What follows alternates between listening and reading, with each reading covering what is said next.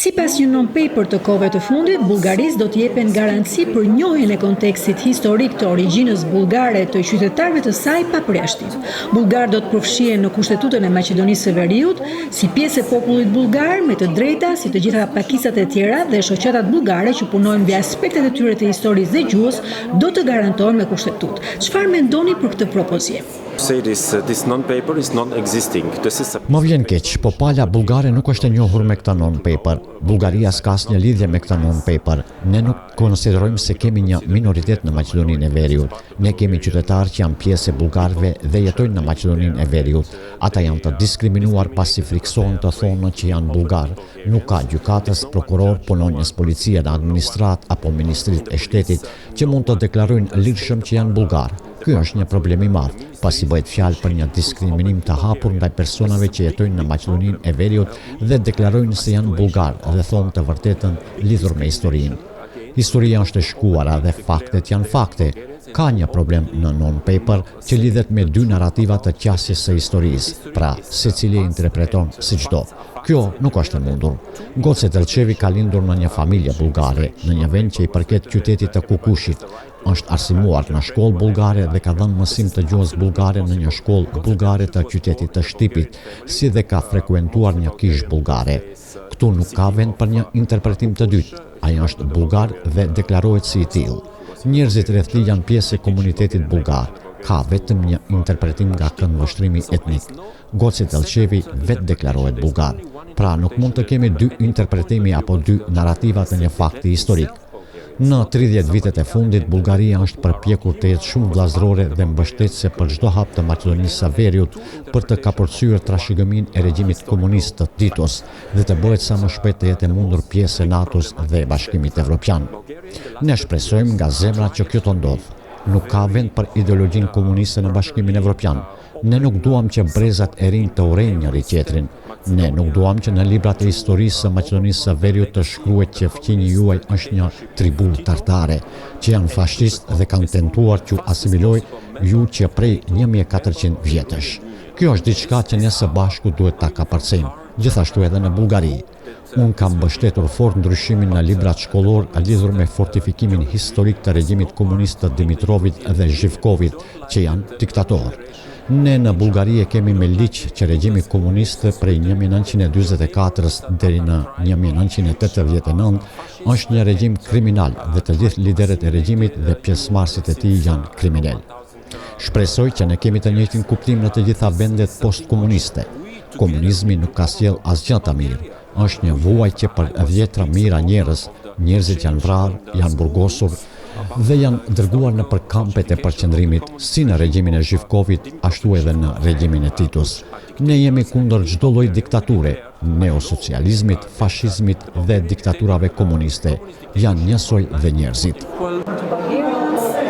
Pra, sipas jush, ky koncept dual me një të vërtet të vetme, por dy aspekte të përkufizimit të kontekstit kombëtar dhe kuptimit për dy identitetet me dy narrativa, nuk mund të zbatohet në sistemin arsimor në Maqedoninë e Veriut? A nuk është e lehtë të trajtohet? A nuk është kjo zgjidhja e dur nga pikpamja e Bullgarisë apo nuk e zgjidh problemin?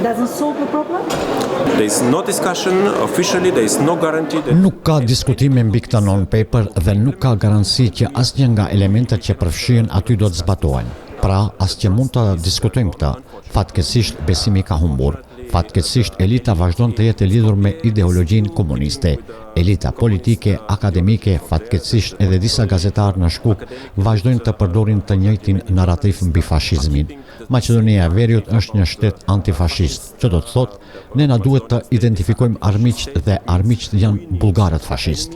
Ky është boshti ynë dhe ne nuk mund të heqim dorë prej tij, pasi përndryshe ne do të zhdukemi. Kjo s'është e vërtetë. Ka një propagandë nga Shkupi që tentohet të përhapet në Bashkimin Evropian dhe SBA që ne bullgarët kemi një problem me identitetin aktual dhe gjuhën e Maqedonisë së Veriut. Kjo nuk qëndron. Unë kam thënë shumë herë në media, qytetarët e Maqedonisë së Veriut mund të identifikojnë veten e tyre si maqedonas dhe mund të jenë krenar për këtë dhe gjuhën e tyre maqedonase. Kjo është një drejt bazë e përfshirë në të drejtat universale të njeriut, por e njëjta gjë vlen për të gjithë ata persona që kanë vdekur dhe ata që jetojnë sot, që do të dëshironin të deklarojnë hapur që janë bullgar. Ata nuk duhet të friksohen se do të hiqen nga puna nëse deklarojnë identitetin e tyre. Nuk duhet të friksohen që po të aplikojnë për vende pune, nuk do të pranohen dhe do të trajtohen si tradhtal, bullgarash ose bulgarofil ose si bashkëpunëtor të fashistëve. Kjo është kaq e shëmtuar, shumë e shëmtuar. Do ju jap shembullin e djaloshit të shkret që ishte kandidat për konkursin e Eurovisionit dhe që vetëm tha që kishte edhe pasaport bullgare dhe gjyshja ishte me një origjinë bullgare. Ai është kërcënuar me vdekje dhe televizioni kombëtar krijoi një komitet për të vendosur nëse do të ishte mirë që ai të shkonte në Eurovision. Ne kemi rreth 120.000-130.000 qytetarë me shtetësi bullgare, që me dokumentacion kanë provuar se kanë origjinë bullgare, sipas të cilës gjyshet ose gjyshrit janë prej Vardarit apo Maqedonisë së Egjit. Këta persona friksojnë nga fakti që shtetësia e tyre bullgare do bëhet publike. A shihni një mundësi për zgjidhjen e këtij ngërçi brenda presidencës slovene para fundit të vitit? Çdo gjë varet nga Maqedonia e Veriut, nga liderët politikë. Keni asnjë sinjal nga Sofia para bullgare? But what kind of signal? I mean, we have very clear. Çfarë sinjali? Ne thamë që traktati i bashkëpunimit që është nënshkruar midis dy palëve, që është shumë i moderuar mbi historinë tonë të përbashkët, nuk respektohet dhe ky traktat nuk është i detajuar si traktati i Prespas. Është gjithashtu jo e ndershme nga Bashkimi Evropian që Shqipëria po vuan për shkak të kësaj. Shqipëria mund të fillojë negociatat e antarësimit sepse aktualisht të gjitha shtetet anëtare mbështesin hapjen zyrtare të negociatave të antarësimit me Shqipërinë. Mali filloi i vetëm negociatat e antarësimit, Serbia po ashtu. Pra, nuk ka një shpjegim logjik pse Shqipëria nuk mund të fillojë negociatat nëse vendi është gati. Por këtu shihni hipokrizinë e disa shteteve anëtare që keq përdorin ose e përdorin si pretekst situatën në Maqedoninë e Veriut për të mos filluar negociatat me Shqipërinë. Kjo është hipokrizi e madhe e disa shteteve të Bashkimit Evropian. Pra, Shqipëria mund të nisë negociatat në çdo moment, ashtu si Maqedonia e Veriut, vetëm se kjo e fundit duhet të zbatojë konkluzionet e vendimit të marsit 2020 për rezultatet të prekshme dhe zbatimin e traktatit të fëmijësisë. Deri tani kemi parë që i ashtu quajturi komision akademik që është ngritur nuk funksionon. Akademikët historik po bëhen politikan, po flasin me gjuhën e politikanëve dhe janë të friksuar të pranojnë faktet historike nga mesjeta apo shekullin e 19 dhe 20. Këtu bëhet fjalë për diskriminimin dhe jo respektim të kritereve të Kopenhagës që lidhen me të drejtat bazë të njerëzit. Nuk mund të jesh i friksuar sepse deklarohesh bullgar. Ju keni të drejtën kur citoni Kushtetutën e Maqedonisë së Veriut, sepse aty duhet të jepen garanci që komuniteti bullgar, pjesë e qytetarëve bullgar, të mos friksohen dhe diskriminohen, të mos trajtohen si tradhtar apo fashist apo tartar dhe nuk duhet të kërcënohen me vdekje. Nuk e kuptojmë pse duhet të ndodhë kështu pas 30 vjetësh.